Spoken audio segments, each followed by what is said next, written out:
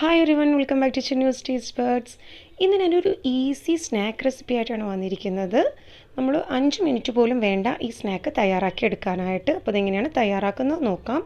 അതിനുവേണ്ടി ആദ്യമേ തന്നെ ഒരു ബൗളിലേക്ക് 2 കോഴിമുട്ട പൊട്ടിച്ചൊഴിച്ചു കൊടുക്കാം.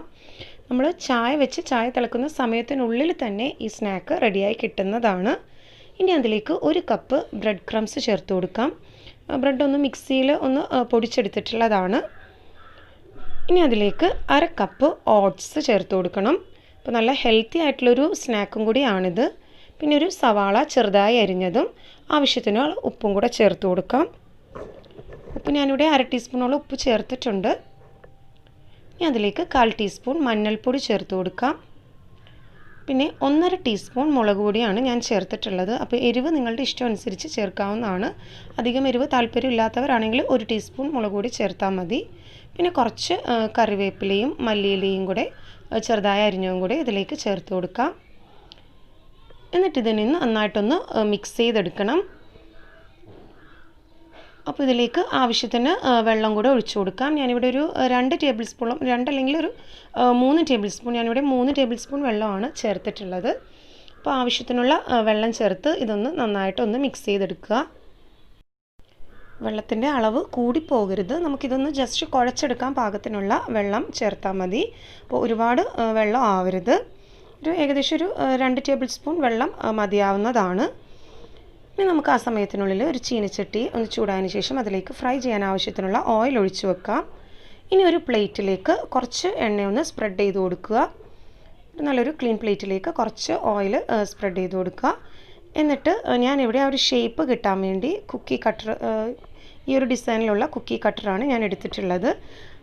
ഇനി അതിലേക്ക് നമ്മൾ ഓരോ ബോൾസായിട്ട് ഈ മസാല എടുത്ത് അതിലേക്ക് ഫില്ല് ചെയ്ത് വെച്ച് കൊടുക്കാം. ആ ഒരു ഷേപ്പ് കിട്ടാൻ വേണ്ടിയാണ്. ഇത് തികച്ചും ഓപ്ഷണലാണ്. നിങ്ങൾക്ക് അങ്ങനെ ഷേപ്പിൻ്റെ ആവശ്യമൊന്നും ഇല്ലെങ്കിൽ ഏതെങ്കിലും നമ്മൾ സാധാരണ കട്ട്ലറ്റിനോ പരിപ്പോടക്കൊക്കെ ഷേപ്പ് ആക്കുന്നത് പോലെ ഒന്ന് റൗണ്ട് ഷേപ്പിൽ ആക്കി കൊടുത്താലും മതി. ഇതിപ്പോൾ ഞാൻ ആ ഒരു ഭംഗി കിട്ടാൻ വേണ്ടി ഇങ്ങനെ ഒരു ഷേപ്പിൽ ആക്കി കൊടുക്കുന്നതേ ഉള്ളൂ. കൊണ്ട് കറക്റ്റ് ആ ഒരു ലൗഡ് ആ ഒരു ഷേപ്പായി കിട്ടിയിട്ടുണ്ട്. ഇനി ബാക്കിയുള്ളതും നമുക്ക് ഇതേപോലെ തന്നെ തയ്യാറാക്കി എടുക്കാം. എന്നിട്ടിത് ചൂടായ എണ്ണയിലേക്കിട്ട് ഫ്രൈ ചെയ്തെടുക്കാം.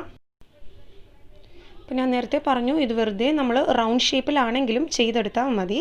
ഇങ്ങനെയാകുമ്പോൾ കുറച്ചുകൂടെ ഒരു കാണാനും ഒരു ഭംഗി ഉണ്ടാകും. അപ്പോൾ അതുകൊണ്ട് ഞാൻ ഇങ്ങനെ ഒരു ഡിസൈനിൽ ചെയ്തിരിക്കുന്നത്. അപ്പോൾ ഇതേപോലെ തന്നെ ബാക്കിയുള്ളതും ചെയ്തെടുക്കാം. പിന്നെ ഫ്ലെയിം ഒന്ന് ലോ ആക്കി വെച്ചതിന് ശേഷം വേണം ഇത് കുക്ക് ചെയ്തെടുക്കാനായിട്ട്.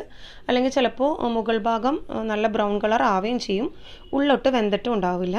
അപ്പോൾ അതുകൊണ്ട് എണ്ണ നന്നായിട്ട് ചൂടായതിന് ശേഷം ലോ ഫ്ലെയിമിൽ വെച്ചിട്ട് വേണം കുക്ക് ചെയ്തെടുക്കാനായിട്ട്. ഇതിന് ഈ ഒരു പാകത്തിന് നമുക്കിതൊന്ന് മറിച്ചിട്ട് കൊടുക്കാം.